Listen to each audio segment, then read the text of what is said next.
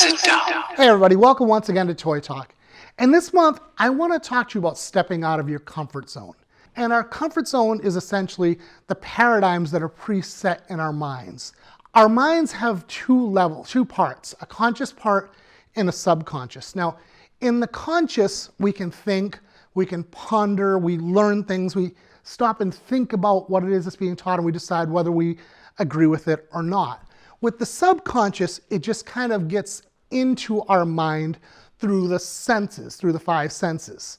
At a very young age, most parents will do what they can to help their children learn as infants, to set positive things into their mind, to help them be more intelligent. A lot of parents will play classical music for children because we've learned that it stimulates the brain and it increases intelligence. What we don't realize a lot of the time is that what's being said not just to the children, but around the children is all setting into their subconscious mind. And it's becoming part of who they are. See, as an infant, as a child, you can't stop and use your conscious and think about what's being said around you and decide whether you agree with it or not. It just goes into that area of your mind and settles there. And again, it pre-programs how you think about life. A good way to see this is actually through language itself. See, every child, when it speaks for the first time, will always speak the language that it's been hearing in its first several months. It doesn't matter where you're from, what country you're in, what your background is, every child is going to speak what was being set into them subconsciously as a child. And in the same way, what they're hearing and seeing, what's being done around them, also sets into their subconscious and also eventually flows out. Now that we're older and we've learned it, we don't even think about it. It just flows out naturally. We don't say, all right, what's the word there? The. No, you just speak. You just automatically know how to do it. It just flows out. That's subconscious conditioning. And that very much dictates how we feel life is supposed to be. See, our brain takes that and it believes that that's the way life is supposed to be. So it does what it can to keep us on that level.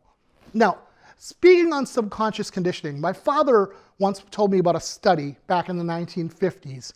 And it seems that back at that time, a lot of television shows and movies, what they were doing was doing subliminal messaging during shows.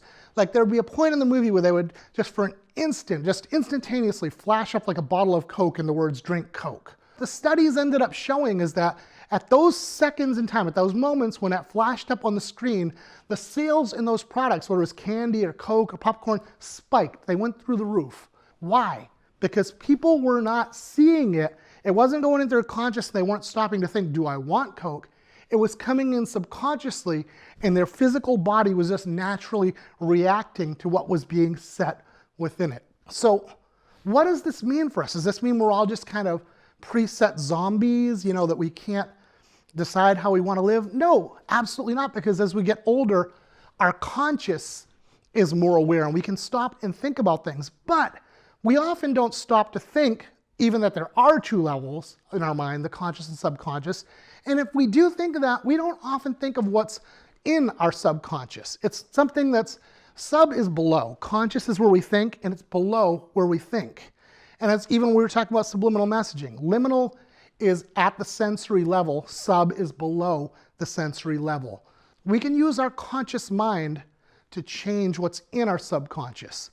The first thing we need to do to be able to do that is we have to sit down and say, figure it out. What is my subconscious thinking? And the easiest way to do that is, well, how do you think? When you hear about money, do you think it's hard to make money? When you think about success, do you think it's hard to succeed? If those are the things you think, that's the programming you need to change. Now, the first way to change it is always through study. Man, we have the internet nowadays. We have Google. Sit down and find people that have already done or are already doing what it is you want to do. Learn about them. Learn their story. Learn how they've done it. Get that inside of you. Second of all, speak it yourself. Just speak it into your mind. Just say, instead of saying, I don't know how I can do this, just, I can do this. I know I can do this. Speak that confidence into you. Now, years ago, I was in a class where it was said by the teacher that a publisher will not seriously look at a book unless it's at least 60,000 words. So I knew that was programmed into my brain, and I know it's in my subconscious, and it was going to affect the way I thought about marketing this book. So what I did was I got online and I did a search of other books that have been successful that were similar length. And I found books like Of Mice and Men, of like The Great Gatsby, and other classics that have been massively successful. And I used that to change my thinking. And I realized that, man, this doesn't matter. When the story is complete, the story is complete. It doesn't matter if it's 60,000 words or 20,000 or whatever it is, it can be successful. So it's a matter of changing your thinking. There's people nowadays that do this on purpose. They set the subliminal messages below music, usually classical music. And you can go right on YouTube and find this. Just type in subliminal music for success, subliminal music for abundance. I personally, every night, I go on YouTube and I play subliminal music for success all night long, setting it into my subconscious. Now, because we are used to living a certain way, that it's been pre-programmed into our minds through our subconscious, it's very likely that your mind is going to kind of fight against this. It's already been programmed for whatever it is, 20, 30, 40, 50 years, that you're supposed to live a certain way. So now when it starts getting these messages saying you should live a different way, it's only natural that it's going to resist a little. You have to really kind of push for it. It takes effort. It isn't just a simple thing. You got to continually do it until the new messages overpower and overtake the old messages. Will Smith, the Fresh Prince of Bel-Air, it's gone on to have this huge acting career, tells a great story. He talks about the first time he ever went skydiving. And he says he's out with the guys one night and they're partying and, they're having a good time. And one of the guys says, what we should do? We should go skydiving. And, of course, it's all the guys together. So you're like, yeah, let's do it. Big macho thing going on. And Will talks about he got home that night and all he could think was, I don't want to go skydiving. Maybe they'll back out of it. And he says they were probably home thinking the same thing, but none of them backed out of it. And the time came and here they were up in the plane. And he says, now you're getting nervous. You've got the gear on. The time is coming to jump and you're pretty nervous. And then they open the door. And then you realize that you were on a plane with an open door for the first time in your life. And he says, that's when fear sets in. He says, you're afraid. And they bring you to that door and they tell you, we're going to go on 3. And they say 1, 2, and they push you on 2. Because they know at 3, you're going to grab onto the side and not want to go. But he says, you get out of that plane, and this is where terror sets in. He says, you are absolutely paranoid. You're convinced you're going to die. You're falling through the air. And then you look and you say, hey, I know that building. And wow, look at that field and the clouds. And look at that ocean. He says, it's the most tremendous, just the most incredible peace and bliss you will ever find in your life. But first you had to step out. And he says, God has placed some of the most incredible things in life, some of the most amazing things in life on the other side of terror. It's not always easy to change how we think. It's hard to reprogram it, but take the time to do it.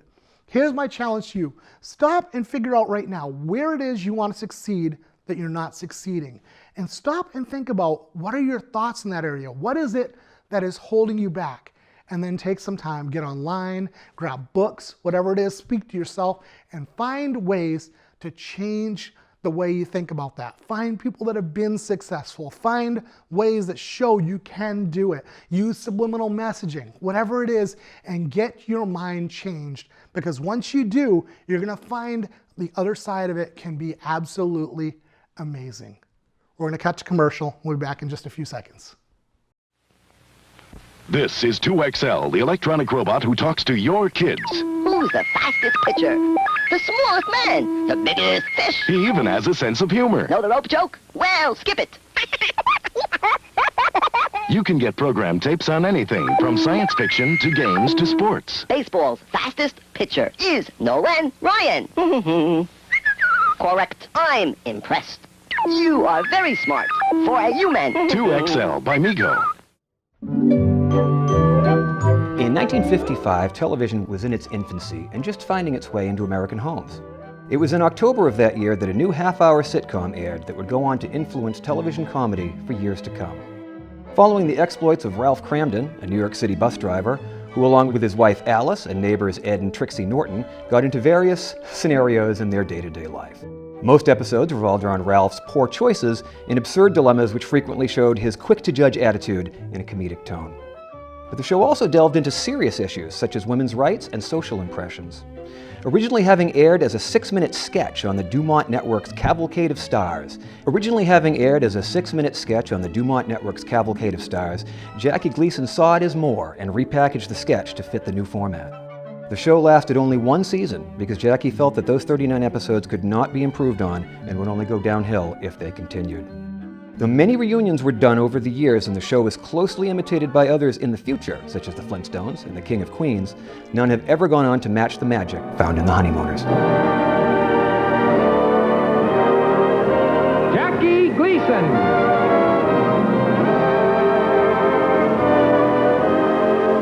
The Honeymooners. With the stars, Art Carney, Audrey Meadows, Joyce Randolph. Brought to you by your Buick dealer. And away we go. Hey, well, we're back in my home once again, this time to take a look at my Jackie Gleason collection. Now, before I ever started collecting toys, I've mentioned before that I was a stand-up comedian for a couple of years, did shows here and there, mostly throughout Oklahoma. And at that time, what I did was I started buying a lot of pictures of various comedians that I really like. And my all-time favorite comedian, my comedic idol, is Jackie Gleason. And the very first thing I ever bought, that I guess would be considered a collectible since I was collecting the pictures, was this picture right up on the wall. Jackie Gleason in his classic kind of, and away we go kind of pose. And, Jackie is kind of an interesting comedian because this is a man who never once released a comedy album. He never did stand-up. Basically, Jackie got his start in the 1950s. It might have been actually the late 40s. I'd have to look that up again. But Jackie Gleason got his start in New York City, where he went out and became an MC at nightclubs. And his entire routine was just ad-libbed. He would just get out there, and whoever the crowd was that night, he would ad-lib, just converse with the crowd. His jokes would come up on the spot, and this carried on for years. Jackie Gleason was notorious for not wanting to rehearse. People in the cast of his various shows would want to rehearse, and he'd say, no, we know the script, we've got it memorized, let's get out there and just do it. Let's get it done. And Jackie eventually did make the jump from the stage, from doing the MC shows, to television on DuPont's Cavalcade of Stars. DuPont was one of the early television networks. And it was there that he started doing some sketch comedy. He did guys like Joe the Bartender. He did a character, a very eccentric millionaire called Reginald von Gleason III. There was another, in contrast, that was a very poor man called the Poor Soul, who was like basically a homeless man. And it was on this show, and actually that show eventually became the Jackie Gleason Show. Very similar sketch comedy guests, kind of a variety type show. And it was on these two shows that he started a sketch called The Honeymooners, which is, of course, what Jackie Gleason is most known for. The Honeymooners went on to become a sitcom. When he pitched that, most of the networks were like, are you kidding me? It's a sketch. It's not a sitcom. But he insisted it could be done.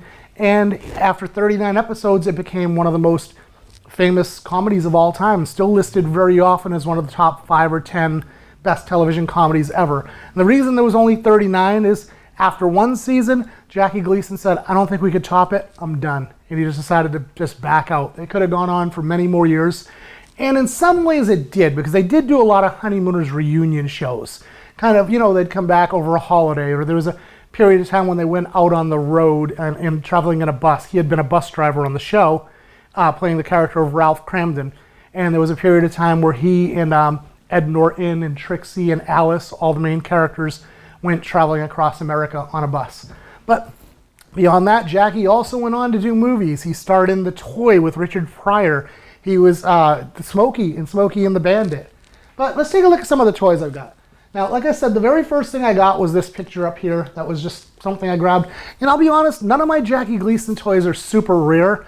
When I first started collecting toys, like I said, he was already my favorite comedian, I would go into stores and say, do you have anything Jackie Gleason? And if they had it, I took it. And this is probably one of my favorite pieces. This is original from the 1950s. This is from the Jackie Gleason show. And it's the And Away We Go TV fun game. Staying on with games from the 80s, we had the Honeymooners Vcr Game. And one of the very first toys I ever bought, shortly after I started collecting, I went into, I believe it was called Henry's, a little kind of corner collectible store in Beverly, Massachusetts. And again, asked, do you have any Jackie Gleason? And he said, he went out back. He didn't even have these on the shelves. And he came out and said, you know, if you're interested, I can give you these, but I won't split them up. And I said, I would not let you split them up. And again, not really old or rare per se, but I love them. Up here, we've got a few other things, some comic books, some collectible plates. This is probably my favorite piece. Like I said, he was known for other sketches on his comedy shows, and this is Joe the Bartender. See, over the years, especially on television, Jackie Gleason became very well known for Ralph Cramden, for the Honeymooners, but a lot of people tend to forget his other characters, and one of my favorites was Joe the Bartender. Came across this one day, and what it is an old shaving mug.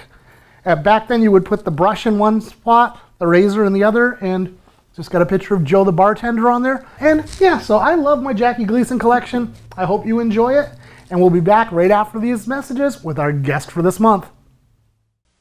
How sweet it is! New from Mattel, it's the Honeymooners VCR Game. A funny, fast-paced contest that'll bowl you over with laughs. Watch outrageous scenes from the Honeymooners' lost episodes. Then test your memory by answering questions on what you just saw. The Honeymooners VCR Game, new from Mattel. So this month, we are talking about stepping out of your comfort zone, and I am doing that right now. As you can see, we're in a different setting. We're actually in the ICAM office. And you remember a few months ago, I did the episode where I talked a little bit about technology and specifically about modern computer technology. And I said, I'm kind of right at that cusp where I've lived with it half my life and not half my life. And I'm learning to embrace more of it. I do use this technology every day, but I'm not as tech savvy as a lot of the younger viewers watching. So this month, we're doing something that is, again, out of my comfort zone, a little different. We have a guest coming on that is not here. While I'm sitting in the office at ICAM in Ipswich, Massachusetts, he is in Palm Coast, Florida. Let's welcome this month's guest of Mike's Dead Formats, Mike Kales. Welcome, Mike. Hey, how's it going, buddy? Good. But man, start out right off the bat. Tell us a little bit about Mike's Dead Formats. Mike's Dead Formats is basically a social media platform that allows people to buy and sell collectibles, and they don't have to worry about like the auction sites, the PayPal site, you lose all the fees. All the auction sites and stuff like that. And it's a peer-to-peer kind of thing. So absolutely, you actually get to like talk to an actual collector. And what I've tried to do with Mike's Dead Formats is I've tried to make it more of a community where it's not just like buying and selling. It's more of like, exchanging ideas, trading, talking about pop culture and, just in general. And then the Dead Format thing, when I first started selling online, I was selling like CDs and DVDs and things that aren't in format anymore, that people aren't buying nowadays. Yeah. And then I expanded into like trademarks and toys and other stuff like that. So absolutely. Now it's kind of like this giant pop culture thing that I've started. But I like what you were saying about the community. Like when you go on eBay, you sell something and you have no contact with them, maybe a message. On Mike's, you get to know the person, you chat, and when you're putting the stuff up for sale, it's people that are specifically looking for this type of item. You're building a trust with somebody. Absolutely, so that yes. If you do sell something that's very high ticketed, like a Spider-Man comic book, a first edition Mego, whatever, I would trust your judgment to sell it to me, because I know that you understand what good and bad is and what's damaged and what's not. And that's a big problem when you're dealing with like the bigger services, because people are just like, it works, and then you get it and it's like it's missing parts. Exactly. It's got battery damage. But moving right along though, we talked about in the opening segments, I talked about this morning about show my Jackie Gleason collection, and I also did a trivia piece on the Honeymooners, and the reason I did that is because I know you're a Jackie Gleason Honeymooners fan as well. Yes, he's one of my favorites. Oh, I thought he was hilarious. He was amazing. I mean, I knew him from like the Honeymooners, but I really was exposed to him with Smokey and the Bandit. That's probably where I first was too. Yes. And then I took the step back and realized who he was, and then like the toy came out. In movies, he did break away from comedy somewhat, but I mean, he's mainly. I think the first thing I really remember him from is The Toy with Richard Pryor. And that movie's great too because it touches how great he is. There's Migos in the movie, and then you kind of see him as that stumbling kind of Fred Flintstone kind of guy too, where he's like this, you know, macho father, and it turns out he's just a big softie at the end. Exactly. But I mean, I remember the Honeymooners coming on when I was younger, and it was like, oh, black and white show, I don't watch it. You know, and I didn't pay attention to it. And it really wasn't until about maybe 10 or 15 years ago that I made that connection. Oh gosh, the Honeymooners was brilliant. Yeah, it was incredible, and the pop culture impact that it made. Exactly. I mean, it touched the Flintstones, and now you can see it's been touching Family Guy. Family Guy, King of Queens, All in the Family, yeah. Yeah, I mean it's almost like it's like the jumping point of buddy comedy. Absolutely, yes. You know, that and Lucy are probably the two biggest influence on television. Absolutely. And you mentioned the Flintstones. Now, there was a big issue when that show came out. Jackie Gleason actually wanted to sue them because it was such a literal ripoff of the Honeymooners.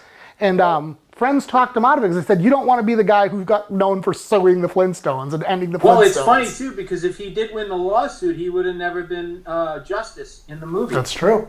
It would have killed his career. It's funny how it just rolls back, and it's just like how the world could have changed just because he wanted to prove a point. Exactly. Anyway, but, you know, getting into the toys. Now, we mentioned the Flintstones. I know you had some Flintstones toys set aside for this. Well, my wife and I collect animation cells. Oh, okay, great. A couple of years ago, she picked up actual cell from one of the Fruity Pebble cartoons that they did for the commercials. Okay, I was trying to picture which episode this was, but now that you say the commercial, I actually remember this. Each photo here is an actual cell. Oh, wow. So it's an actual 5-second scene. Yeah, when he would have been rowing actually on the commercial, yeah. So, look a little, you know. A little plush, yeah. Knickerbocker, you know. Now, Knickerbocker is, something we've never mentioned on the show before, but Knickerbocker did some great plush toys. I know I've had some Curious George and some different stuff like that from Knickerbocker that's come through. Yeah, they did a small line of like regular toys, and I think they did like a little bit of the Annie toys, like the stuffed animals when the Annie movie came out. Yes, now that you say that, I forgot about that. And I think they went out of business around the same time Mego first went out of business too, because I think that they put a lot of money into like doing like movies and TV shows that just never panned out, and I think they just finally had to go by the wayside. Yeah, and a lot of companies did. That was the early 80s. A lot of those toy companies that soared huge in the 70s kind of hit a dead end in the early 80s for some reason. Yeah, the main thing was like with Mego, it was, you know, they had an opportunity to get that Star Wars license, and once Kenner changed the size of the figures, you know, the Mego figures were just, they were kind of almost forgotten because they were just so much larger, and Star Wars came up with those 3 3/4. It changed the whole surface of toys, you know. And it definitely did. And then Kenner themselves, you know, they obtained like a whole bunch of other licenses that were actually very popular. Sure. And then you looked at Mego, and they kind of picked up the Black Hole. They got Buck Rogers. Yeah. And those, they didn't really pan out as big as Star Wars. No, not at all. They really kind of hurt them in the long run. They did Star Trek. Now, that is the company I know that you're most connected with is Mego, you know, as we started mentioning it. Yeah, Mego's my life. It's got some of my favorite memories as a kid, and you know, I've always been a real big fan of the brand, so much so that I'm actually you got the Mego shirt on. I didn't even catch that yet. One of the trademark holders for the interlocking MC logo.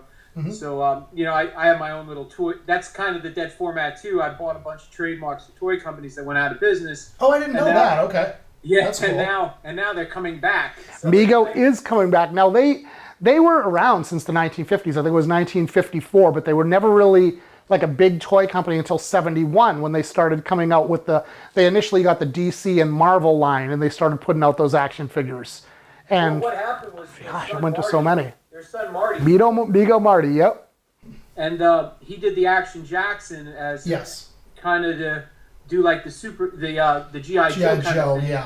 Yeah. And then they were really doing well. They were getting really good market penetration, and Action Jackson was really doing well. Yep. And then they changed the law on how you could do commercials for children. Okay. And the line failed. A gentleman walked in and said that he can get the licenses for Batman and Superman and Spider-Man and all this. And Marty's like, get me the licenses. Absolutely. And that's where they took off. And eventually became Star Trek, Planet of the Apes, and I mean, everything. You know, it was crazy. It all pretty much started with Batman and the DC superheroes. And then his son said, well, what about Spider-Man? And then he got Spider-Man, too. And that's what my real memory as a child of Migos was, I just remember for whatever reason it was, one year, I think it was Christmas time, it was the Sears catalog, man, and we ordered in Robin, and I remember going to the Sears catalog store, you know, to pick it up with my parents, and there was my Migo Robin, you know. But, you know, then Migo died in 1982. Yeah, it's really unfortunate, too, because that Star Wars really just destroyed everything. It really hurt a lot of toy manufacturers. But now Migo is back. They are back, and they are back with a force. Man. Absolutely. They've got about 120 new figures that started out in Target. Yep. And now that they're going to be making some announcements pretty soon that they're going to be available in other big box stores. And they're right now the two highlights besides the Star Trek and stuff is the Nosferatu figure. Yeah, the Nosferatu, and they did like a whole monster line, classic monsters. Yeah. And then their first edition Freddy Krueger. Absolutely. And the thing that I have personally really liked about this new line is how they've come out with toys for TV shows that never had a toy line when they were on the air. They've done Cheers and Married with Children and things like that. Yeah, and I think that's really smart by them because a lot of people are fans. And I mean, if you look at like any pop culture area, I mean, if Funko did it, it should work for Migo. Oh, absolutely. If a T-shirt company like 80s Tees is doing a Married with Children shirt, why can't Migo do an Al Bundy? Absolutely, and for a guy like me that I specifically focus on toys related to TV shows, I'm thrilled that I can get a Norm holding his pitcher of beer now, you know? It's affordable, too, and that's one of the main reasons why it came back, because he was able to find a way to make it least expensive, because a lot of these TV toys, a lot of these really special figures, they're double the price. They're like $60 just to get one figure, and it's just not. It's not good for the collector community. It's not. Now I know you're connected with them, and we're going to end up closing out in just a minute. But I wanted to mention that you had something that didn't come through legally. We were hoping to mention on the show, but we are going to have you back probably in the next month or two for like a minute or so to make an announcement about a connection that you're going to be having with Migo. As soon as I get that okay, I'd love to be able to announce. Yeah, we'll definitely make that announcement on the show. But Mike, it's been great having you on. And great. I actually have a friend that wants to say hi real quick. All right. Okay, let's get started. Oh, yes, 2XL. This was one of the great Migos. Great electronic educational toy, man. Thanks a lot, man. All right, talk to you later. Bye. Bye-bye.